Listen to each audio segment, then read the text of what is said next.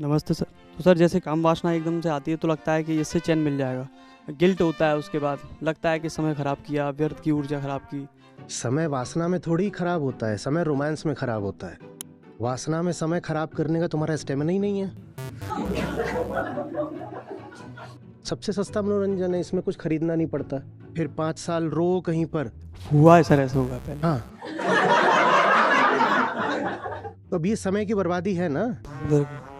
ये राष्ट्रीय पेशा बन गया है हमारा, रोमांस। उसको कभी पता भी नहीं चलेगा।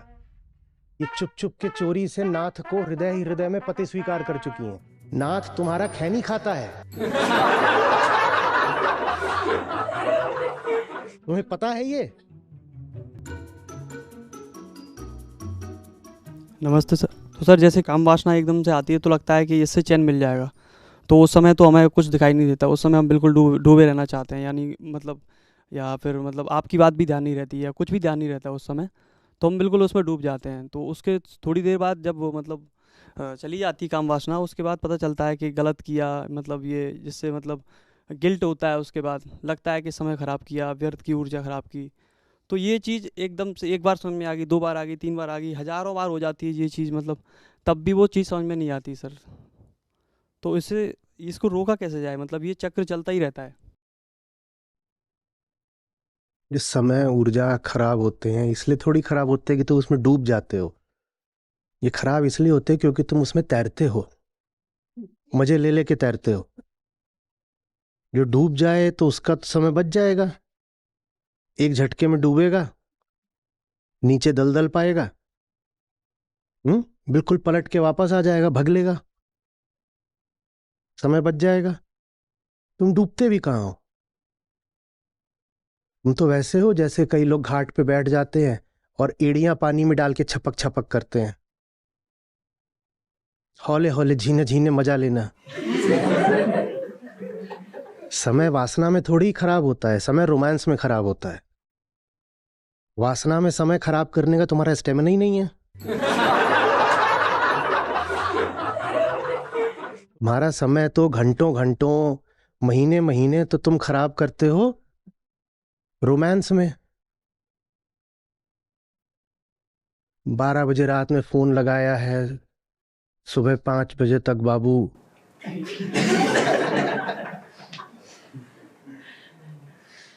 अच्छा, सो जाओ तो सोने के बाद की तस्वीरें भेजना। लोग बोलते हैं कि समस्या काम वासना है, समस्या काम वासना नहीं है। खासकर जिस अर्थ में तुम कह रहे हो ना, समय की बर्बादी वगैरह, उसमें नहीं समय की बर्बादी होती, सचमुच नहीं होती। वो प्रकृति ने ऐसी बनाई ही नहीं है कि उसमें समय की बर्बादी हो। समय की बर्बादी होती है भावना लोक में, कल्पना लोक में। बैठे हुए हैं और आह,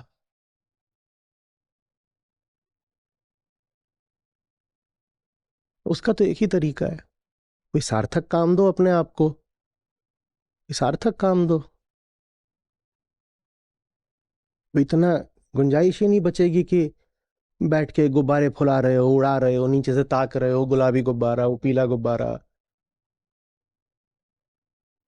और ये अनुभव भी किया होगा कि जिन दिनों में कोई जरूरी काम रहता है, उन दिनों में ये सब चीजें आकर्षित नहीं करती हैं।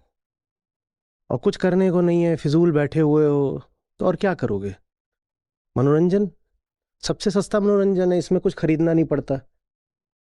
फैक्ट्री यहीं पर है माल की, यहीं बैठ गए, सोच रहे हैं, आहा हा, आनंद आ रहा है, गाने वगैरह सारे। कैसेट लगा दिए, रूमानी गीत गजल सब चल रहा है।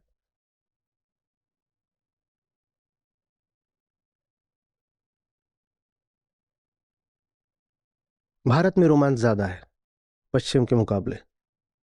बताओ क्यों? क्योंकि जैसे कहा ना कि जो गहराई में चले जाते हैं उनको दिख जाता है वहां दलदल है, वो आजाद हो जाते हैं। वो समझ जाते हैं कि ये जो चीज है, पूरा ये जो ताल बना हुआ है, इसमें ऊपर ऊपर से लग रहा है कि कुछ आकर्षक है, साफ है। जैसे ही नीचे जाओ तो नीचे सब गंदगी है। भारत में नीचे जाने पर वर्जना है। तो ऊपर ऊपर छप छप करके अपने आप को भ्रमित रख लेते हो। पश्चिम में वो तुरंत ही नीचे पहुंच जाते हैं। इसलिए रोमांस पर वहां अपेक्षाया कम समय बर्बाद होता है। यहां आप लड़की से बात करने से पहले 2.5 साल तक तो उसके बारे में सोचते हो।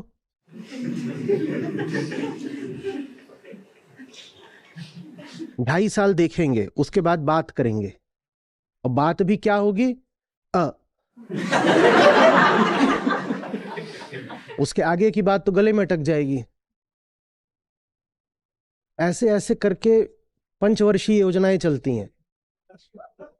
5 साल पहले ताड़ो, फिर एक शब्द बोलो, फिर किसी दिन जा करके कुछ बात कर पाओ। ऐसे 15 साल बीत गए, तब तक उसका ब्याह हो गया। फिर 5 साल रो कहीं पर। हुआ है सर, ऐसा हुआ है पहले। हाँ,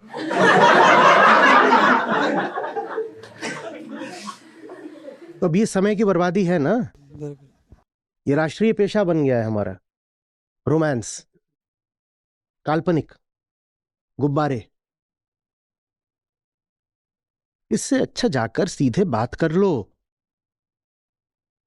वो भी तुम्हारे ही प्रजाति की, तुम्हारी ही उम्र की जीव है एक। इतना कुछ तुम्हें वहां खास या विशेष या आकर्षक मिलेगा ही नहीं कि फिर फंसे रहो।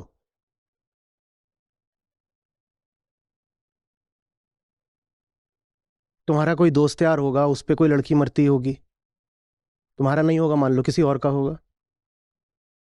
है है वो दोस्त है ना, एकदम एक नंबर का चिरकुट, और वो लड़की उस पे मरती है। क्यों मरती है? क्योंकि उसने आके कभी ढंग से बात ही नहीं करी उस लड़के से।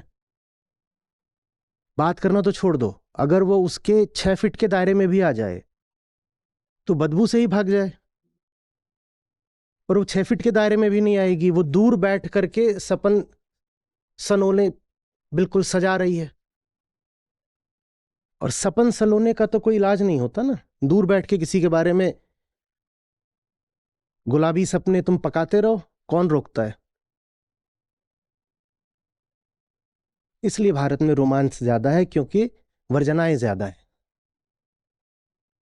इसीलिए फिर यहां जवानी बर्बाद भी बहुत होती है। जितनी दुनिया की टॉप कहानियां हैं आशिकी की, आशिकी नहीं, असफल आशिकी, बर्बाद आशिकी, वो सब की सब कहां से हैं? बताओ, देवदास डेनमार्क में हो सकता था उस तरह का नमूना? सिर्फ भारत में ही संभव है।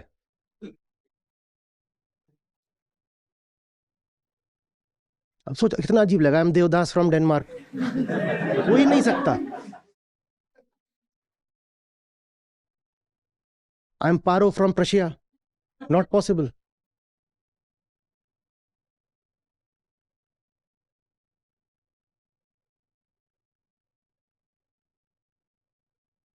जिससे बहुत आकर्षण हो, उसके पास जाके परख लिया करो।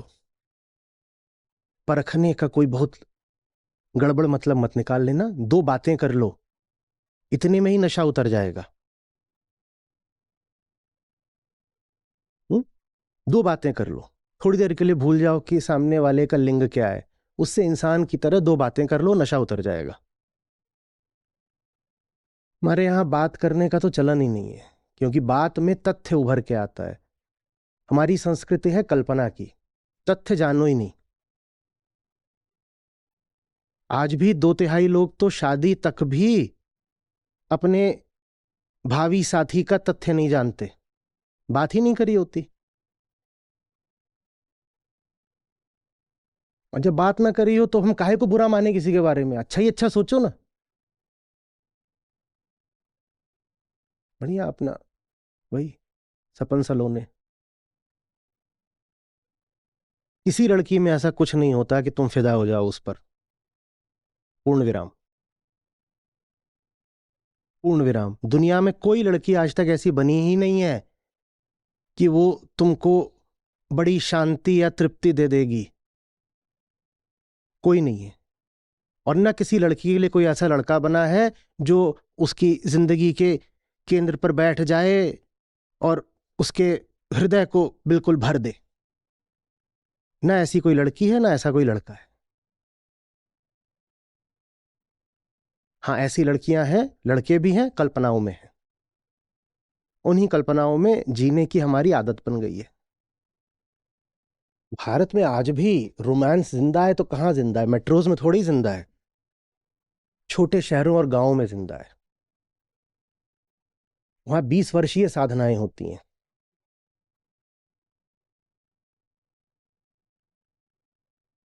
नाथ तुमको कभी पता नहीं चलेगा, पर चुप चुप के चोरी चोरी हृदय से मैं तुमको अपना पति स्वीकार कर चुकी हूं। उसको कभी पता भी नहीं चलेगा।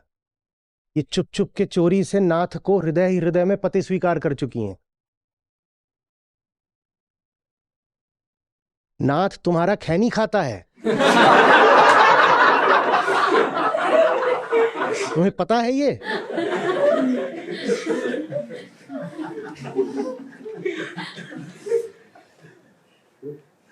बस में पीछे लटक के जाता है। एक बार लटक के जा रहा था, पीछे से कुत्ते ने काटा है उसको। ये दृश्य देखा है तुमने कभी? सोचो, इनके नाथ प्राणेश्वर राज्य परिवहन में बस में पीछे लटके हुए हैं, और खुजली वाला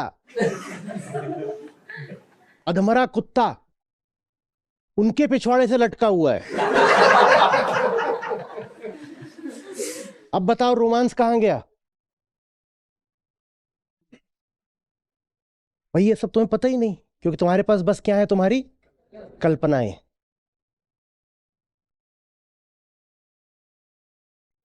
ये लड़कियों के बारे में सोचते हैं, इनको ऐसे आता है कि जैसे कोई वो बिल्कुल परी है, देवी है, बादलों पर पांव रख के चल रही है, पता नहीं क्या है।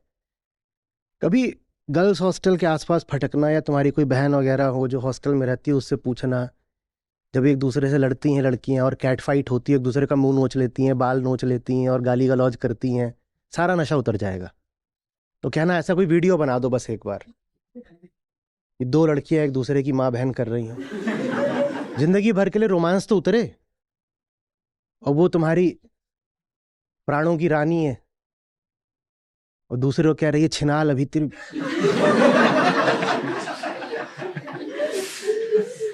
अब ऐसा तो नहीं है कि ये सब तुम्हें सुनने को नहीं मिलेगा, सुनने को मिलेगा, पर तब तक बहुत देर हो चुकी होगी। इससे बेहतर है कि पहले सुन लो। इतना बेवकूफ बनाना आसान होता है ना। मेरे साथ का एक था, वो जाया करता था LHMC, जो लेडी हार्डिंग मेडिकल कॉलेज है, वहां की एक लड़की, तो उससे डेटिंग चल रही है। उसको बोले कि मैं अभी, वो रात में पहुंचा, लेट क्यों हो गई? एक्चुअली वो आज हॉर्स राइडिंग मेरी बहुत देर तक चली। और वो ऐसे बिल्कुल, अब वो डॉक्टर है, और वो ऐसे कर, हाँ हॉर्स राइडिंग। तथ्यों से कोई लेना ही देना नहीं, कोई भी चटनी चटा दो मानने को तैयार। और ये आके बताएं, पता है मैं उसको हॉर्स राइडिंग बोलता हूँ, मान लेती है। उसको लगता है मैं बहुत अच्छा राइडर हूँ। मैं कहा बेटा, वैसे ही वो भी तो बहुत कुछ बताती होगी जो तुम मान लेते होगे। हम्म? जब काम भरा हो आंख में, सच नजर नहीं आता है।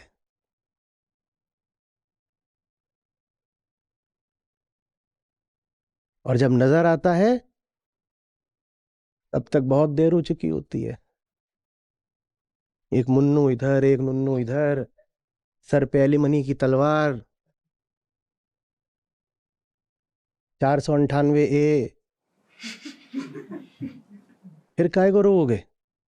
वो सब आशिक ही थे, जो फिर बाद में रोए कि अरे रे रे रे, ये तो डायन निकली। न वो परी थी, न वो डायन है, वो एक साधारण जीव है, जिसको तुम्हारी काम से भरी हुई आंखें कभी परख ही नहीं पाई।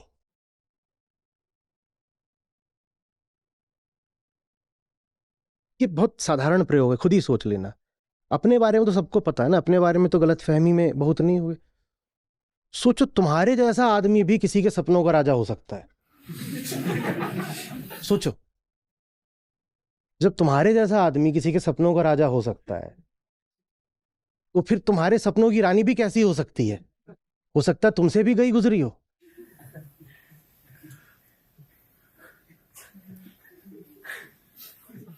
हमारे तो कोई साथ का होता था, उसकी गर्लफ्रेंड वगैरह आती थी, इतनी हंसी छूटती थी कि इसकी इसको इसको समझती क्या है, और वो उसको ऐसे देख रही है बिल्कुल एडमिरेशन में, माय एडोरेबल वन। हमको पता है ना ये क्या है। इसको अभी घुड़क दो तो बिस्तर ही नीचे घुस जाए।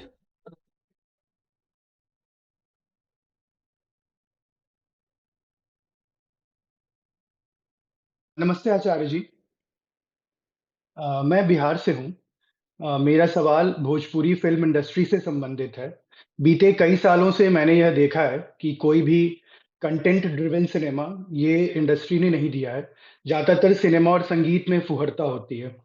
वहीं अगर मैं बाकी रीजनल सिनेमा को देखूँ जैसे कि हिंदी हो गई, दक्षिण हो गया के सारे राज्य हो गए, मराठी, पंजाबी, हरियाणवी, इन सब में कुछ लोग ऐसे ज़रूर होते हैं जो कंटेंट ड्रिवन सिनेमा बनाते हैं। जैसे कि मराठी में एक आनंदी गोपाल करके एक मूवी है, मैंने देखी थी कुछ सालों पहले। और ऐसा नहीं है कि इन इंडस्ट्रीज़ में फूहड़ सिनेमा नहीं बनता है, वहाँ पर भी है, लेकिन वहाँ पर अच्छी मूवीज़ बनाने वाले लोग भी हैं। ऐसा क्यों होता है कि इतने गौरवशाली इतिहास वाले राज्य के पास पटकथा के तौर पर बस फुहड़ता है या कोई घिसी-पिटी कहानी है? देखो, सारी चीज तो इंसान के मन पर निर्भर करती है। एक बार आप किसी को भरोसा दिला दो कि जोड़ तोड़ से, जुगाड़ से नैया पार हो सकती है, कि आस्था, कामना, मान्यता, रूढ़ी, अंधविश्वास, ये सब चीजें जीवन में सुख ला सकती हैं, तो उसके बाद वो किसी आगे की चीज को चाहता ही नहीं। क्यों चाहे? हम्म। कल वो किसी से बात हो रही थी, किसी की बात पढ़ी मैंने, तो उन्होंने एक फिल्म है द स्टॉकर, तो वो मुझे रिकमेंड करी, सबको करी, कम्युनिटी पे आया था। अब वो जो फिल्म है वो किसी की आंतरिक पीड़ा का नतीजा है। मैं अभी तक देख नहीं पाया हूं, हालांकि उसका यूट्यूब लिंक आ गया है, मैंने रख लिया है। 3 घंटे की है, उसको जरा मैं, बाप रे बाप, तो समय निकाल के देखूंगा।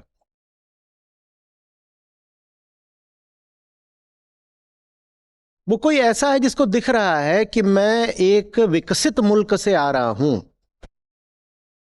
जो उसके निर्माता है उन्हें पता है वो एक विकसित मुल्क से आ रहे हैं, शिक्षा भी मिल गई है, पैसा वगैरह भी है, सुविधाएं हैं, लेकिन फिर भी बात बन नहीं रही है। तब व्यक्ति निर्माण करता है, रचना करता है, तब क्रिएटिविटी आती है। जब उसको आगे की चाहत हो,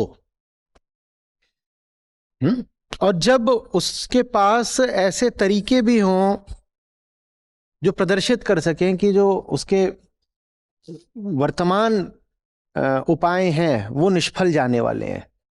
उदाहरण देता हूं, आप अगर सोचो, आप अगर एक एक किसी फिल्म के अगर निर्माता हो या निर्देशक हो, या आपने पटकथा लिखी है, तो आप एक ऐसी जगह से आ रहे हो जहां भौतिकवाद बहुत चलता है। ये पश्चिम में बनी फिल्म है,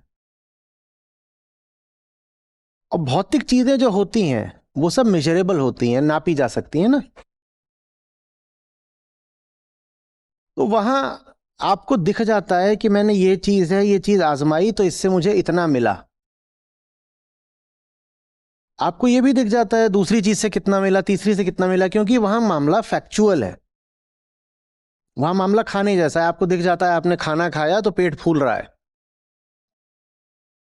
तो एक सीमा के बाद आप खाना नहीं खा सकते, क्योंकि अब उससे लाभ होने की जगह हानि होनी शुरू हो गई है। शुरू में कामना बहुत थी, लग रहा था इसमें से स्वाद भी मिलेगा, पोषण भी मिलेगा, तो जीभ एकदम लपलपा रही थी, पेट भी आग्रह कर रहा था, मन भी दौड़ रहा था, खाओ खाओ खाओ। खाने के बाद लेकिन वो चीज चूंकि एकदम फैक्चुअल है, भौतिक है, तो पता चल जाता है कि इससे बात बन नहीं रही है, और बात बनाऊंगा तो और नुकसान हो जाएगा, पेट पहले ही फूल गया है। तो फिर वो आगे को निकलते हैं, वो कहते हैं माने जो भौतिक चीजें हैं उनसे बात बन नहीं रही तो आगे को निकलो, क्योंकि वो जिन भौतिक चीजों से अपनी उम्मीदें रखते हैं वो सब भौतिक चीजें हमने कहा मेजरेबल है, नापी जा सकती हैं, फैक्ट है वहां पर। समझ रहे हैं?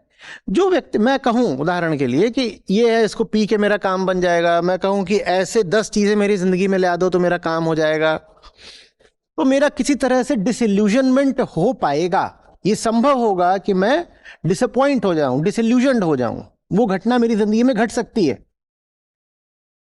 या मैं कहूं कि मेरे मेरे बहुत सारे रिश्ते होने चाहिए, 18 स्त्रियां मेरे जीवन में होनी चाहिए, एक आएगी, दूसरी आएगी, तीसरी आएगी, चौथी आएगी। अगर मैं बिल्कुल ही विक्षिप्त नहीं हूं तो एक बिंदु पर आकर मुझे दिख जाएगा कि ऐसे तो बात नहीं बननी है। ठीक है? तो इसलिए फिर पश्चिम आगे की ओर जा पाता है। जो आपने कहा ना कि वहां भी कचड़ा पिक्चरें बनती हैं, लेकिन वहां कचड़ा पिक्चरों के अलावा कुछ अच्छा भी बन जाता है, पश्चिम में भी बन जाता है, और भारत में भी आपने मराठी, बंगाली इत्यादि सिनेमा की बात करी, वहां भी बन जाता है। बिल्कुल। लेकिन जो हमारी काउ बेल्ट है, जो हिंदी हार्टलैंड है हमारा, इसकी खासियत है कुछ ऐसी जो इसे पश्चिम से तो क्या, भारत के भी दक्षिण से और बंगाल से बहुत भिन्न बनाती है। हमारा जो हिंदी हार्टलैंड है, जिसमें आपका पूरा मिथिला का भोजपुर का क्षेत्र आता है, मैंने बिहार आता है, उसमें आपका पूरी उत्तर प्रदेश भी मैं जोड़े लेता हूं, बल्कि उत्तर प्रदेश पूरा ही जोड़ लीजिए, राजस्थान भी जोड़ लीजिए, मध्य प्रदेश भी जोड़ लीजिए, सब कुछ। इसमें कुछ बहुत ही अद्भुत बात है, यूनिक, बिल्कुल अद्वितीय। वो बात यह है कि कामना हमें भी उतनी ही है जितनी दक्षिण भारत वालों को या जितनी पश्चिम वालों को। कामना हमें भी उतनी ही है, कामना में कोई कमी नहीं है, क्योंकि इंसान सब पैदा हुए हैं, जो इंसान पैदा हुआ होगा उसको कामना तो होगी। लेकिन हमने कामना पूरी करने के बड़े पराभौतिक तरीके निकाल लिए हैं। पश्चिम के पास पैसा है, और आज दक्षिण भारत के पास, दक्षिण भारत उस जिसमें मैं महाराष्ट्र को भी जोड़े ले रहा हूं, दक्षिण भारत के पास शिक्षा है।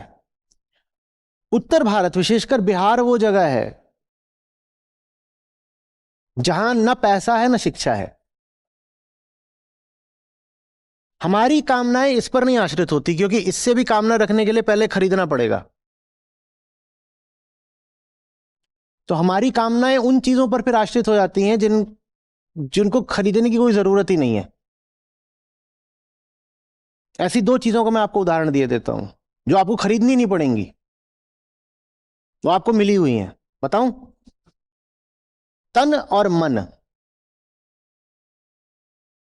आप गरीब से गरीब आदमी हो, तन तो है ना, आप बिल्कुल अशिक्षित आदमी हो, तन तो तब भी है और मन भी है। तो हम अपनी कामनाएं पूरी करने के लिए तन का इस्तेमाल करते हैं। तो आबादी का विस्फोट देख लो। जिसके पास पैसा हो, शिक्षा हो, वो अपनी कामनाएं पूरी करने के लिए, उसको भीतर बेचैनी लग भी रही है, तो वो कोई दुनिया में निकल करके थोड़ा ढंग का काम कर सकता है। वो ये भी कर सकता है कि मैं जा रहा हूं, मैं ट्रेकिंग करूंगा, मैं दूसरा देश घूमूंगा, कुछ भी कह सकता है, मैं किताब पढ़ूंगा, कुछ भी।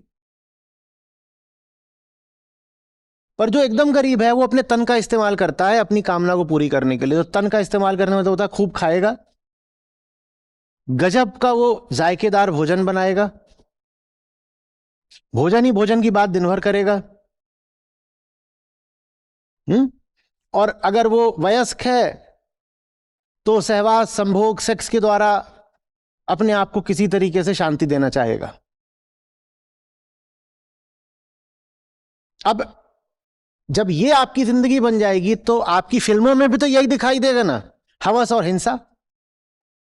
जब आप अपनी कामनाएं बस इसी तरीके से पूरी कर सकते हो कि आप गरीब हो और आप अशिक्षित हो, तो फिर हवस और हिंसा ही आपकी जिंदगी है, और वही फिर आपकी कामना में रहती है। घर आते हो, बच्चों को मारते पीटते हो और पत्नी का बलात्कार करते हो, वही चीज फिर फिल्मों में आ जाती है। और दूसरा मैंने कहा, जो चीज मुफ्त मिलती है वो है मन।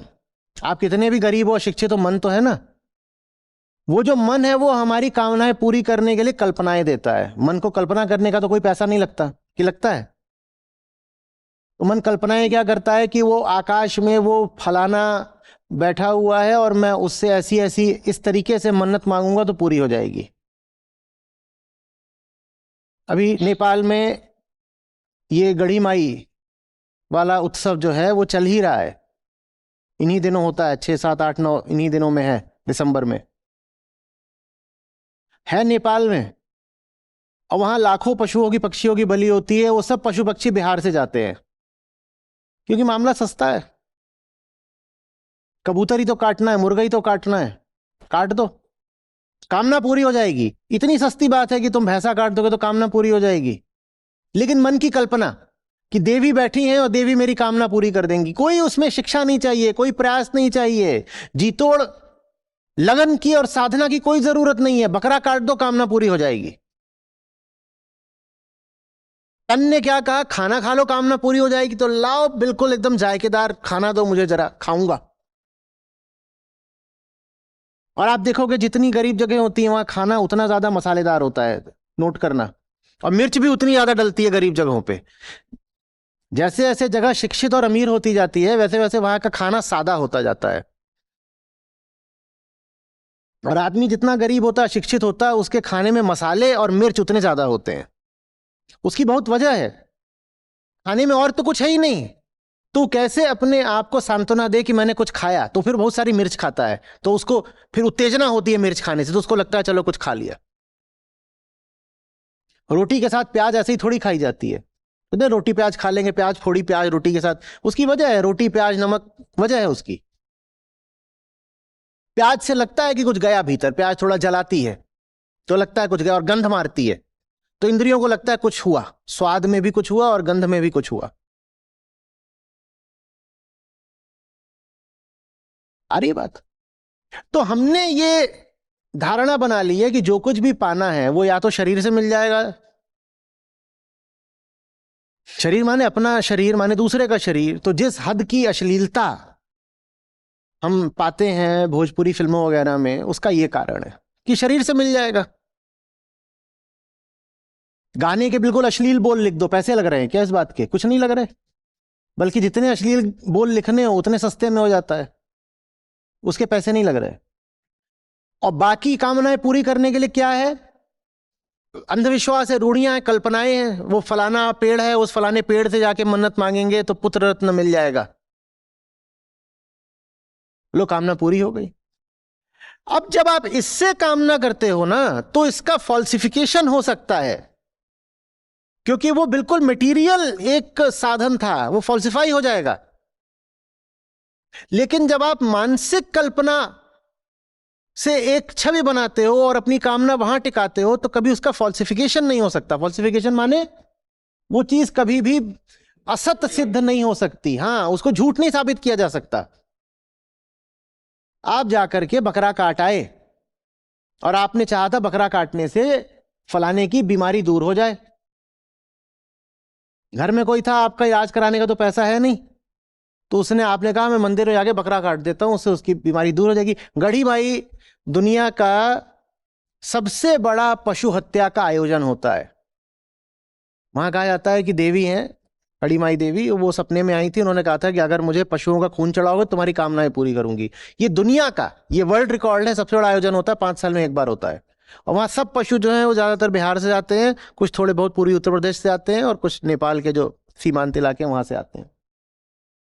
दुनिया का सबसे बड़ा पशुवध का आयोजन होता है।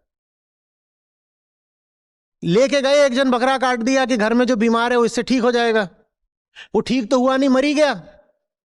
तो इससे जो पूरी बात थी, जो पूरी मान्यता थी, वो फॉल्सिफाई नहीं हुई है। फॉल्सिफाई माने उसका असत प्रदर्शित होना, माने उसका पर्दाफाश होना, माने उसके झूठ का प्रदर्शन हो जाना, वो नहीं हुआ है। बल्कि कहा यह जाएगा कि देवी ने उन्हें अपने पास बुला लिया। यहां जमीन पर थे, बीमारी में दुख पा रहे थे, देवी ने अपने पास बुला लिया, आप देवी के चरणों में सुख पाएंगे। कुछ फॉल्सिफिकेशन नहीं हुआ। जब जहां पर आपने अपनी कामना स्थापित कर रखी है वो कभी फॉल्सिफाई ही नहीं होगी, माने झुठलाई ही नहीं जाएगी, तो आप आगे नहीं जाओगे कभी बाबा। हम आगे नहीं जा पा रहे हैं क्योंकि हम ऐसों से कुछ मांग रहे हैं। जिन्होंने दिया कि नहीं दिया, ये बात सबूत के साथ कभी प्रदर्शित करी नहीं जा सकती। नहीं समझे? हाँ। हाँ, मैं कहूं कि मैं फलाना काम करूंगा तो उससे मुझे कुछ मिल जाएगा। अभी हम आंतरिक शांति की बात कर रहे हैं, फिर दोहरा के बता रहा हूं, पहले बता दिया फिर बोल रहा हूं। मैं कहूं कि मैं इसको पीऊंगा बार बार तो शांति मिल जाएगी, तो मेरी इस धारणा में झूठ था, ये बात खुल जाएगी, क्योंकि कितना भी पी लो शांति नहीं मिलती।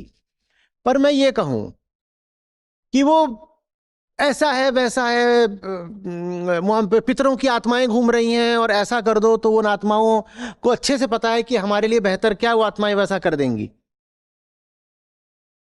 तो फिर आप, हवा हवाई बातें। हवा हवाई बात है जिसको कभी झुठलाया नहीं जा सकता। आप कैसे साबित करोगे कि ये बात आपकी गलत थी? बताओ कैसे साबित करोगे? कोई भौतिक चीज होती है तो उस पर प्रयोगशाला में प्रयोग करके आर या पार सिद्ध कर दिया जाता है। मैं कह दूं कि इसका वजन 18 किलो है, तो आप एक वजन नापने की मशीन लाओगे, ऐसे रखोगे और सिद्ध कर दोगे कि 18 किलो, तुम झूठ बोल रहे थे। पर मैं कहूं कि मेरे पितरों की आत्माएं यहां सब तैर रही हैं, आप कैसे सिद्ध करोगे कि मैं झूठ बोल रहा हूं? सिद्ध करो, करो सिद्ध। मैं कहूं कि मेरे लड़का नहीं हो रहा था, पर मैंने फलाने बाबा जी का जाके चरणामृत पिया या पता नहीं क्या पिया और पत्नी को भी वही पिलाया, तो मेरे लड़का हो गया।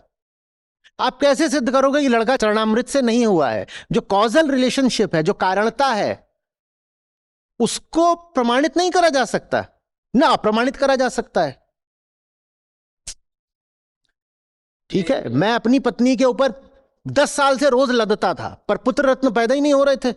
पुत्रियां आ गई थी 18। फिर मैं गया बाबा जी के पास, बाबा जी ने कुछ है ही नहीं, Hulu Hulu Hulu Hulu Hulu, फलाने जोले बोले उन कान में मंत्र दे रहे, मंत्र जो है इसको अपना दोहराया करो, और फिर लड़का पैदा हो गया। अब तुम कैसे सिद्ध करोगे कि वो लड़का बाबा जी की वजह से पैदा हुआ है कि नहीं हुआ है? कैसे सिद्ध करोगे? क्योंकि बात, नहीं, कुछ तो है। बोले कुछ तो है।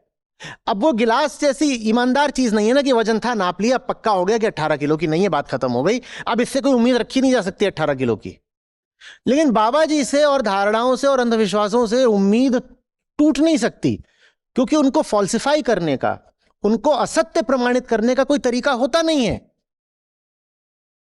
तो वो उम्मीद अखंड बनी रहती है। तो आदमी फिर कभी आगे नहीं जाता, बियॉन्ड नहीं जाता, ट्रांसेंड नहीं करता, वो उन्हीं चीजों में बस लिपट के रह जाता है, हमेशा के लिए उन्हीं चीजों में वो फंसा रह जाता है। आगे बढ़ने के लिए, अब ये सूत्र है, इसको समझ लीजिए, जीवन में आगे बढ़ने के लिए पीछे की उम्मीद का टूटना बहुत जरूरी है। आप जहां रह रहे हो, अगर आपको उम्मीद बनी हुई है कि वहां रहते रहते ही आप तर जाओगे, आपकी प्रगति हो जाएगी, तो आप वो जगह कभी नहीं छोड़ोगे।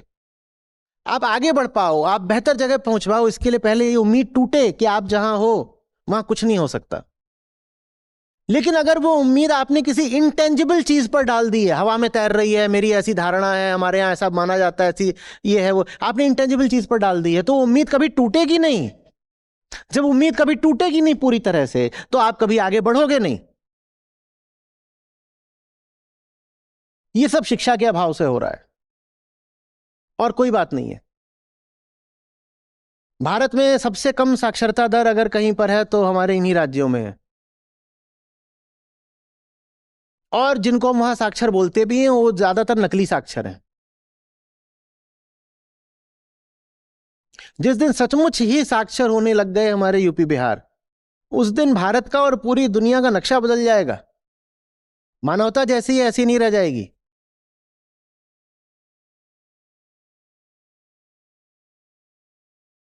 समझ में आ रही है बात? जी। डिसअपॉइंटमेंट, फुल डिसअपॉइंटमेंट हमें कभी होता नहीं है। इसमें फुल डिसअपॉइंटमेंट हम अफोर्ड कर लेते हैं। थोड़ा इंग्लिश बोल रहा हूं, पता नहीं लोग समझ कारणता वगैरह समझ रहे हैं कि नहीं। इसमें फुल डिसअपॉइंटमेंट हम अफोर्ड कर लेते हैं क्योंकि इसमें कोई इमोशनल इन्वेस्टमेंट नहीं है ना।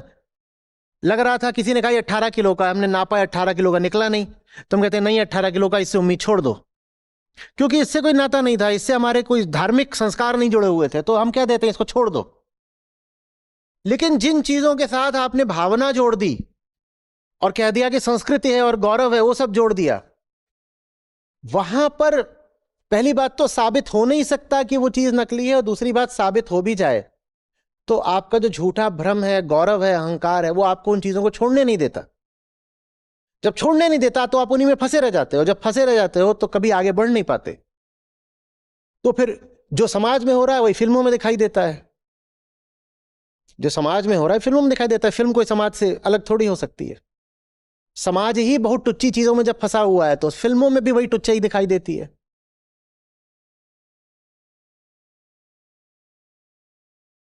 सिर्फ एक इसका उपाय है, शिक्षा। शिक्षा, और शिक्षा के लिए कभी भी शिक्षा मंत्री पर, शिक्षा विभाग पर आश्रित मत रह जाइएगा, क्योंकि अगर जनमानस, इलेक्टोरेट शिक्षित हो गया तो फिर इन नेताओं का क्या होगा।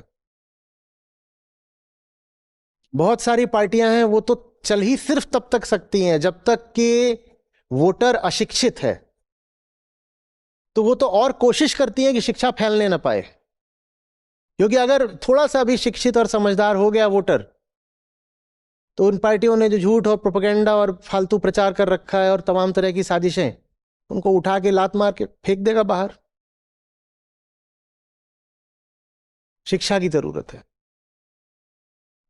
और शिक्षा से आशय मेरा ये तो है ही कि आपको समाज शास्त्र का पता हो, आपको भूगोल का पता हो, इतिहास का पता हो, गणित का पता हो, लॉजिक का, तर्क का बहुत जरूरी है पता हो, और अपना भी पता हो। आंतरिक शिक्षा माने अध्यात्म, ये जब आता है तो आदमी फिर आगे को बढ़ता है। ये आता है तो फिर इसकी इसकी आहट, इसके आगमन की गूंज आपकी कलाओं में दिखाई देती है, जिसमें फिल्में भी शामिल है, जिसमें साहित्य भी शामिल है।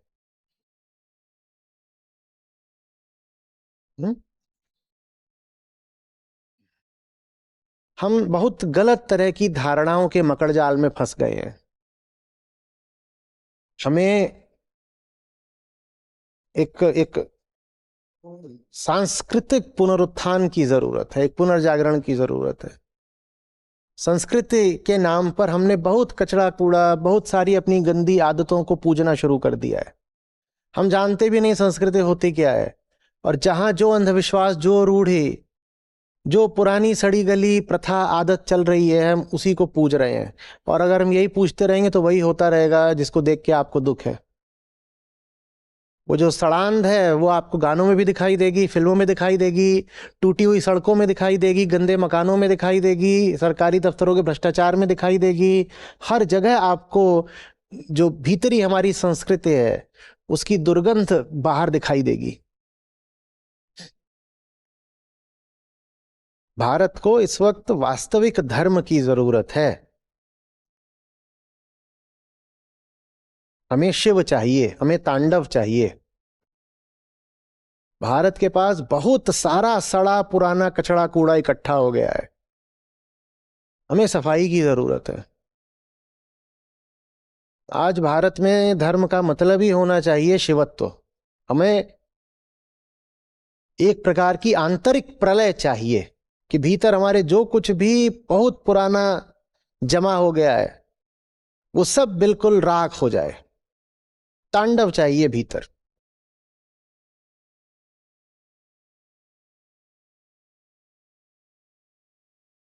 या फिर बिहार को कोई बुद्ध मिल जाए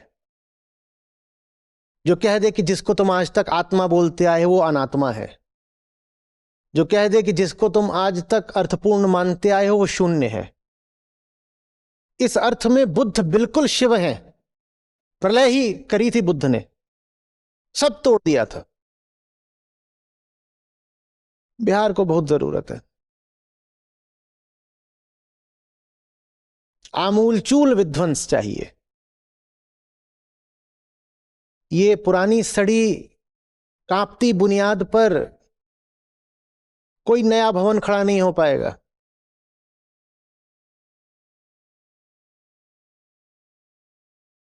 बुनियाद में ही डायनामाइट लगाना पड़ेगा। भीतर महादेव से आग्रह करिए। नमस्कार, मेरा नाम अमन है। मैं गीता सेशन से 4 महीने से जुड़ा हुआ हूँ। मैं पेशे से एक सॉफ्टवेयर डेवलपर हूँ। गीता सेशन में आने के बाद जो सबसे इम्पोर्टेंट चीज़ मुझे सीखने को मिली कि अपनी बात को कैसे बोला जाता है। जैसे आचार्य जी को अगर यूट्यूब पे सुनते हैं हम, तो कुछ लिमिटेड ही चीज़ें होती हैं जो हमें पता चल पाती है। जब गीता सेशन में आचार्य जी श्लोक बाय श्लोक जाते हैं, हर श्लोक की व्याख्या करते हैं, तो पता चलता है कि किस तरीके से किसी सामने वाले पर्सन को कौन से शब्द यूज करके समझाया जा सकता है। सही तरीके से बात करना, एक प्रॉपर साइंटिफिक वे में बात करना, ये चीज़ पहली चीज़ जो मैंने गीता सेशन के माध्यम से सीखी। सेकंड चीज़ जो मुझे गीता सेशन से जोड़े रखती है, वो एक चीज़ ये भी है कि यहाँ पर साइलेंस की वैल्यू दी जाती है। आचार्य जी जैसे खुद कहते हैं कि जो सच है वो गहरे ध्यान में मौन हो जाता है। तो ये यही एक ऐसा प्लेस मिला मुझे जहाँ पर साइलेंस की भी वैल्यू दी जाती है। मेरा तरफ से मैसेज यही रहेगा, सत्रों को सुनते रहें। Thank you.